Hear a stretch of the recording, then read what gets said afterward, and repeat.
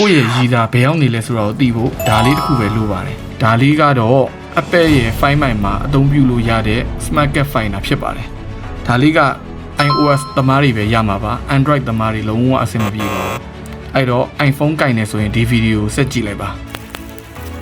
ဒီကောင်လေးကလုံးဝပပလေးပါဒါလေးကဘယ်မှာသုံးလဲဆိုတော့ပတ်စံအိတ်ဒီမှာထည့်ပြီးသုံးရပါတယ်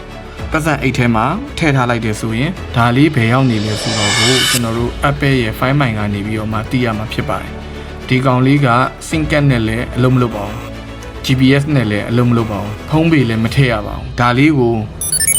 ဒီလိုမျိုး power on ပြီးတော့လူကြီးမင်းရဲ့ Apple Find My နဲ့ချိတ်လိုက်တယ်ဆိုရင်ဒီနေရာကိုသိရပါတယ်အဲ့တော့လူကြီးမင်းရဲ့ရည်သားဘယ်ရောက်နေလဲဆိုတော့ဒါလေးထည့်ထားရုံနဲ့သိနိုင်ပါတယ်ဒါလေးကတိတိလေးပြပြလေးဖြစ်တဲ့အတွက်